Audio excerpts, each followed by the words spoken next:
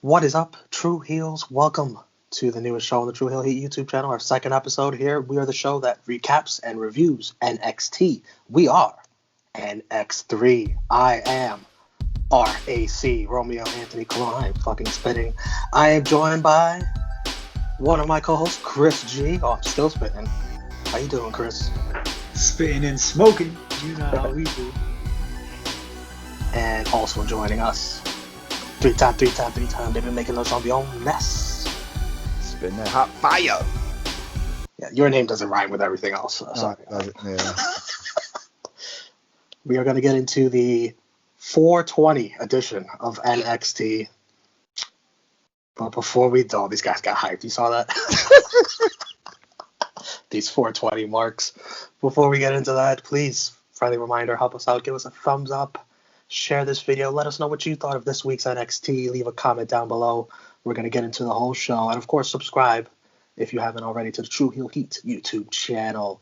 NXT started with a new theme music, Poppy. And there's a lot of screaming. Hey, if this is your kind of thing, then all to you. And then Kyle O'Reilly comes out. Cool Kyle, I thought, was good on the mic. He seemed like a likable babyface. He has a lot of charisma. He calls out Karrion Kross, but he gets Cameron Grimes. Cameron talks stocks, NFTs. He wants to invest in Kyle O'Reilly. Kyle O'Reilly sucker punches Grimes, setting up a match later on. What'd you think this opening segment, Ness? This opening segment was great, honestly. I don't know what it is about Cameron Grimes trying to capitalize off of the demise of the Undisputed Era, first with Roddy, now he's going after Kyle, Cool Kyle to be exact. But speaking of Kyle, let's get into that. Over the past couple of days, over the internets, as some like to call it, people have been comparing him to Orange Cassidy. Just, with the whole look, with the glasses, the obvious jean jacket, it's easy to make the comparison. But for those that may not know, I'm going to give you a little history lesson. In a company called PWG, if you guys haven't heard of it, at Pro one point, Wrestling Gorilla. Yes, that was one of my favorites. Indie company around LA, I think, California. Yeah. So out there, there was a time. I don't think it was over a gradual time. I think it might have been for like one show. Kyle O'Reilly teamed up with the now excommunicated from the wrestling community, Joey Ryan. So at the time, Joey Ryan, he's the king of the sleaze. At this particular show, Still is. yeah, well, yeah, oh yeah, it's definitely more than a gimmick now. Kyle O'Reilly teamed up with Joey Ryan, and he became Sleazy Kyle, and that was a thing that just lasted over the years that he would compete in PWG. And he had on the jean jacket, cut off the jean vest that we've seen recently. He was wearing it then. The shades had him on as well too. So again, I know a lot of people probably aren't familiar with that, so I just had to throw that out there. Cool Kyle has been a thing for some years.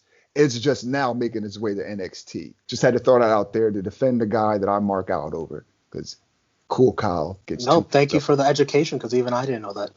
I didn't know that either, but I definitely didn't think it was an Orange Cassidy ripoff. Right. I like Kyle O'Reilly. I don't like how he's coming off. He comes off kind of goofy when he in his promos as a babyface lately. The Cool Kyle. Listen, the only thing cool in WWE should be fucking Carlito, okay? And you don't call a guy cool if you want him to be cool. That's the first thing you do to make him uncool. All right? So don't fucking call him Cool Kyle. But other than this, I liked it. I need to get in contact with Cameron Grimes. I need a money guy. He's the perfect candidate. Gotta get some of that dog coin. I know he comes across as a little goofy, but I thought it was still likable. I think it'd still be a top babyface. We'll see. Dexter Lumis versus LA Knight. Have these guys fought in Impact or TNA? I want to say they have. I'm pretty sure they were there around the same time, so I'm sure they've had an encounter. Based on how this match went, they look like they've had an encounter before. I personally didn't care much for the in-ring action here until the storyline at the end. Loomis crawling around on the outside, notices Indy Hartwell in the crowd, They stare very passionately. Knight takes advantage. Knight was funny here. He questions Indy. How could she even look at Dexter when he's around? And Knight wins with his finisher in the ring. It didn't look clean. 9:51. Post-match, Indy and Dexter almost kiss, but the Way come out and get in the way. So they progress the storyline here of Index. LA Knight gets a big win. I don't see Loomis do many jobs, if any, to anyone in NXT, dirty or not. So those are my thoughts, Chris. What a bunch of cock blocks. Let Indy get some Dexter dick. Just let her rock. It was good though. Just that part, the whole storytelling was pretty cool. The match, it was all right, nothing crazy, but I felt like when they faced off, they had some type of chemistry already. So I think they have had a match impact before. Yeah, I just gotta echo what you guys are saying. It really wasn't crazy about the match. Having it come down to Indy being the catalyst as to why Dexter was distracted and then goes on to lose the match is kind of interesting. Yeah, the Way they're just some cock blocking goofballs. Because if I was Indy, I said, fuck you guys. I'm going to, well, hold on, time out. Because I'm not Indy and I'm a heterosexual male. That's just the statement I'm just the statement I'm making. But back to my comment. If I was Indy, fuck you guys, I'm going to get my man. Just throw that out there. Pause, no homo. LA Knight, again, still not too big on the guy. He can talk his ass off, but like you said, the in-ring here, actually both of these guys in-ring were just like meh, so having them put together was super meh. But, progressing the story, I'm all for that, because this is a good storyline. Yeah, you can't be sidetracked by the pussy, Dex. You gotta, come on, man. You can't be putting the pussy on a pedestal. You want that sweet championship gold, or you want some pussy? Come on, man. Get the gold first, then you get the pussy. There you go. Woo! That's a Ric Flair line. And we go from that to Leon Ruff cutting a promo of he's so proud that he attacked Swerve in the locker room after he lost clean. This was a bad promo. I hated it. I'm over this shit just for the fact that this was supposed to be done. Just fucking Swerve's like, oh, it's over. It's finished. I'm done with you, Leon. They're like, hold on. Hold that thought. We're going to continue this in 2 more weeks. Bro, my fucking cat is more intimidating than Leon Ruff at this point. Jeez. I'm sorry. I can't take that promo serious. Io Shirai returns. She has a sit-down interview with Beth Phoenix. And Io does her best, speaking English. Talks about how winning the title was the best day of her life. Puts over Raquel. Says Raquel's moves hurt her. And she needs rest after her long title run. But she's coming back for her rematch eventually. Frankie Monet interrupts with her dog. Introduces herself. Remembers Beth Phoenix from when she was a child. Says she can take care of the women's division in Io's absence. Io then loses it and speaks a very snappy Japanese and says she likes cats, which I hated. I'm glad to see Io again. And I don't mind her taking a little break so that when the Raquel rematch happens, let's distance some time from this match to the next match, and it'll have higher stakes. It'll mean more. Maybe a couple of months from now, SummerSlam, around that time, whenever they have that takeover there. I thought this was great. I gotta give it to Io too. I know there's not always going to be, but there's a language barrier with some of the Japanese talent. I think for the women, I think she's done the best up to this point speaking, because it's kind of hard to understand Asuka at times. I really don't remember Kairi saying if she ever did. So yeah, I give it to Io for that. I just think this was weird. Kind of had to make her like relive the loss, but it is what it is. Kind of fucked up, and then she got kicked in the face while she's in it, and they're like, "Oh yeah, look what happened here. How'd that feel?" Got to put it over. But she did well in putting Raquel over. Also thought this was great that Frankie Monet jumped in this segment as well. She's just making her mark in the women's division. First she went at Raquel, now she's going at Io, 2 of the top talent in this division. So just making her stakes as a threat to be reckoned with in NXT is pretty well.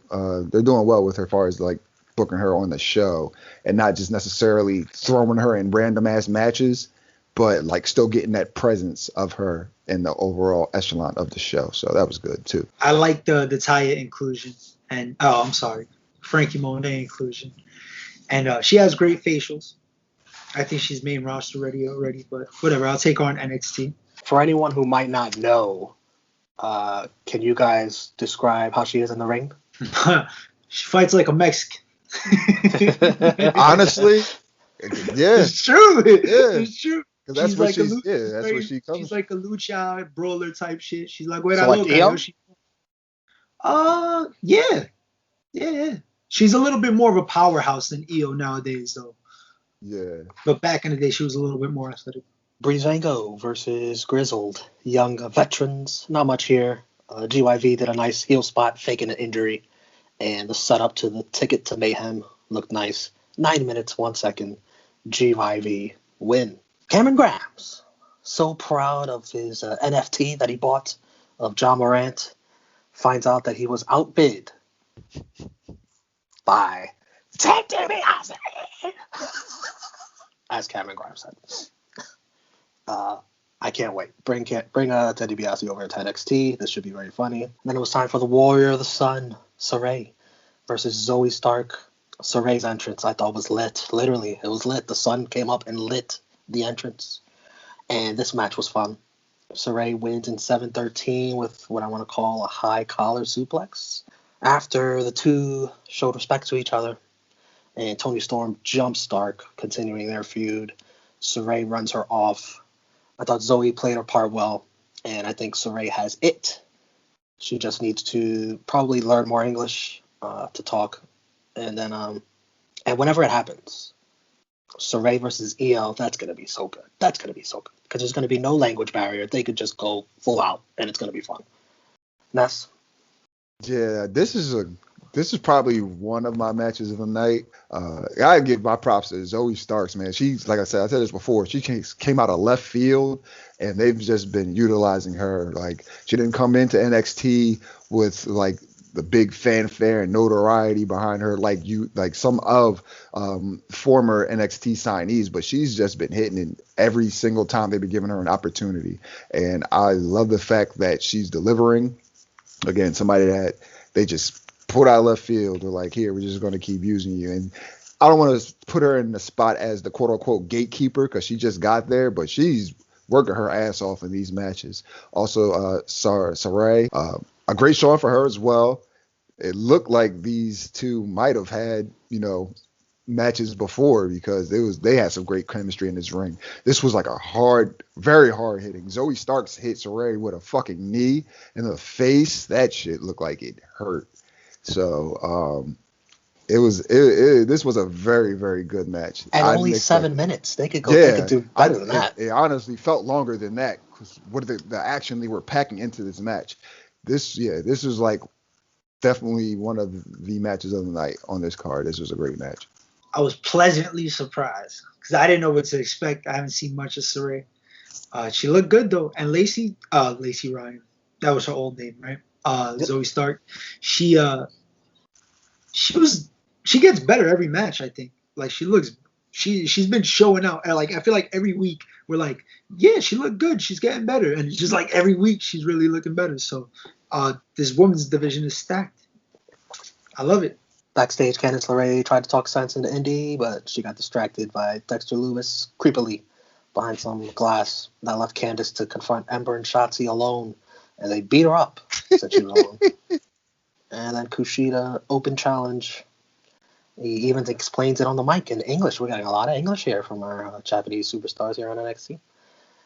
Oni Lorcan answers, looking for things to do while Danny Burch is injured. Kushida not wearing boots. Barrett brings up his MMA background. He was 8-0 in Japan. I didn't know this. Wow. Impressive. Kushida wins in 9:24, hoverboard lock. Hard-hitting, technical, decent action. And Kushida afterwards jumped by Legato, MSK with the save, setting up a 6-man tag next week.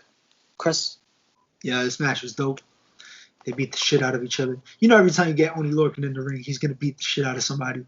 And then Kushida's just going to hit you with the nice reversals and the smoothness. So they meshed really well.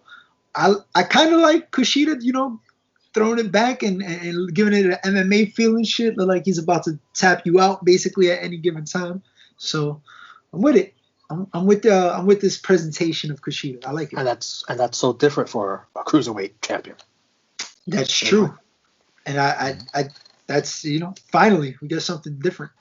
Yeah, this was another great match. I actually like that statement you just made about the look being good for the cruiserweight champion, because that isn't a persona that they have in that division. Out of everything, they got Matt Riddle on the main roster, the MMA guy, with like Baszler for the women, I guess if you want to throw her in there.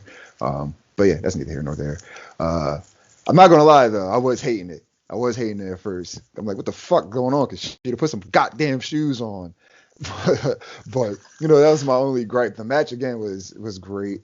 A technical, hard hitting match, like you said. Only Lorcan's gonna hit you and hit you hard. So Kushida brought the fight back, got the win with the hoverboard lock. Post match though, very intrigued for that, because I know my man Santos Escobar was going to take that L lying down, and now MSK, the marijuana smoking kids, are joining the fray. So I'm all for it. Big fan of both teams, both head guys in the Kushida and Santos Escobar. So I just want to see the rematch. I want to see this match, but then I want to see the rematch between them.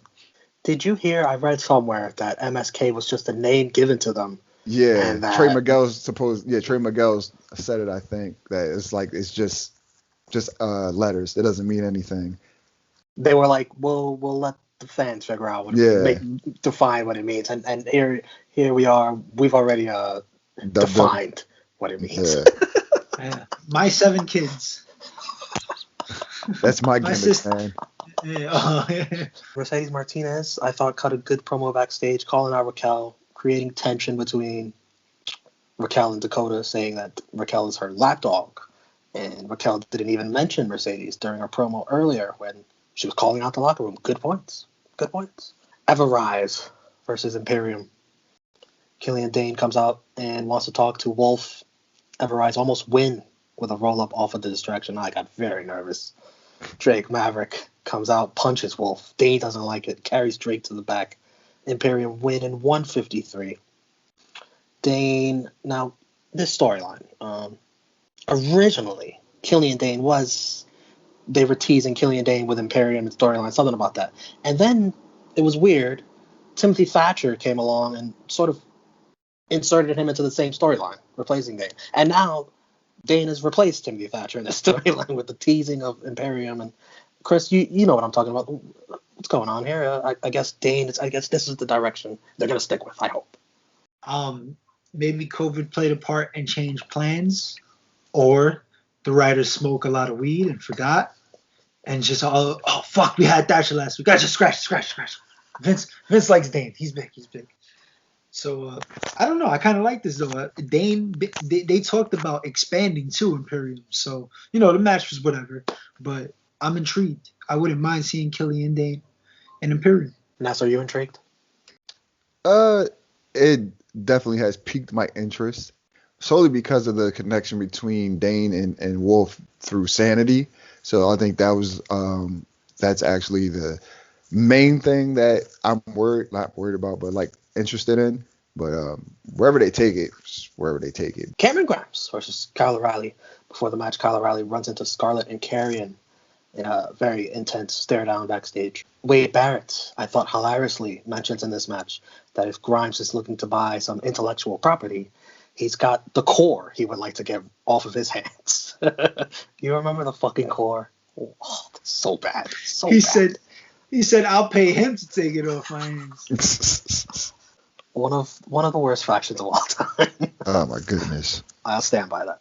Solid match between these two. I thought Grimes made Kyle look strong with all those kicks. He kept up with a Kyle O'Reilly type match.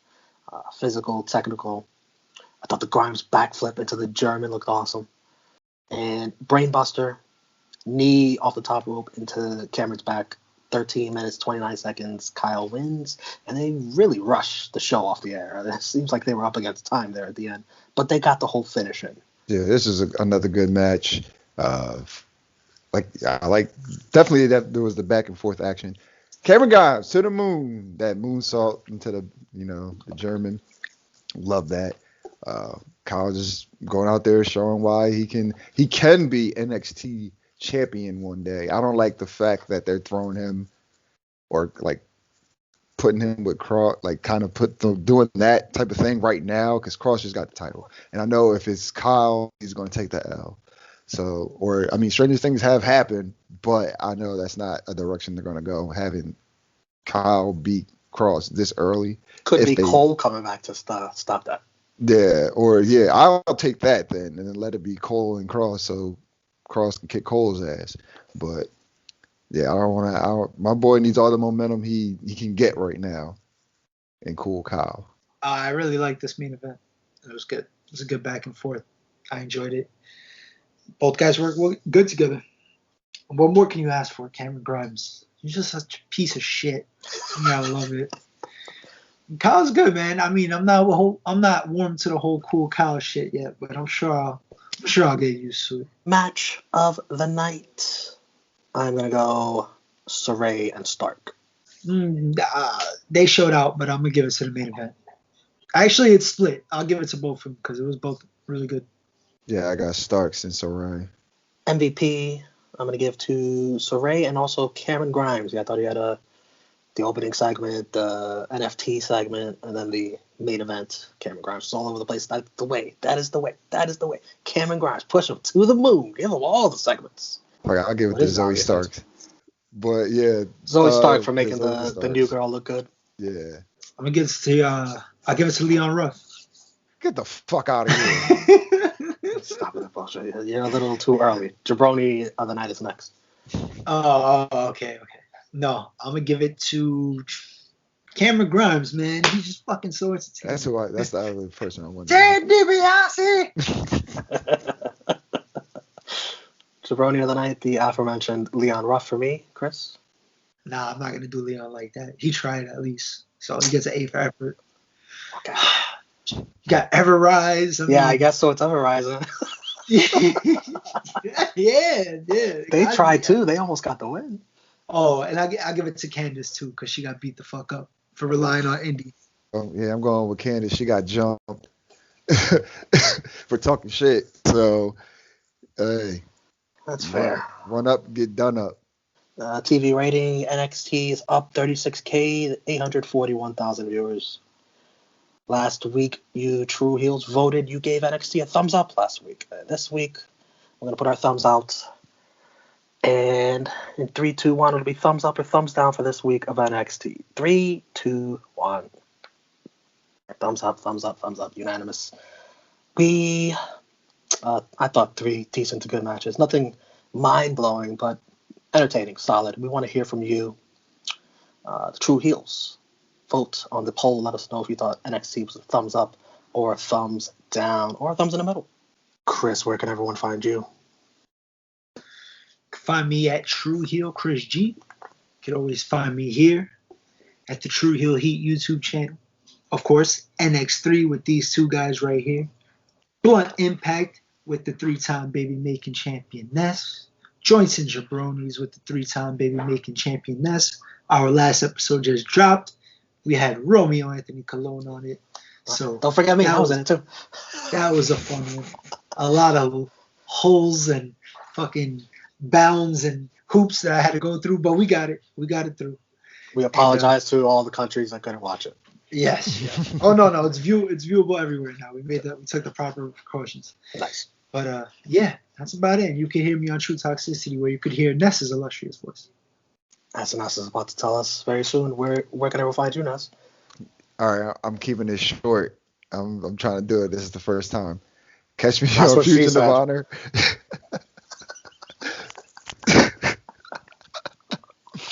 Hold on. I hate when he does that because I like. Where's the one? Make it so easy. Make it so easy. Like, ones that you're not going to expect it. Shit. All right. Catch me on Fusion of Honor with the Stat King, Blunt Impact, and Joyce and Jabronis with my man Chris G. NX3 with the Bastard Rack, Romeo Anthony Colon, and Chris G. And as always, you can hear my illustrious voice on True Toxicity. I can't tell you guys how much fun this is just covering one show, and then we're done. Oh, it's fucking awesome. We're done. You can find me, the Pride of NY, Twitter and Instagram, right here on the True Hill Heat YouTube channel, NX3, and wherever else I may pop up. True Rewind is in the back. It's being warmed up. It'll come back very soon, sometime this summer. That is gonna do it for NX3 episode 2. We thank you guys for watching. Drop us a like, leave a comment, share this video, and of course subscribe if you haven't already to the True Hill Heat YouTube channel. For Ness, for Chris G, I am Romeo Anthony Colombo. See you next week, NX3. See you later,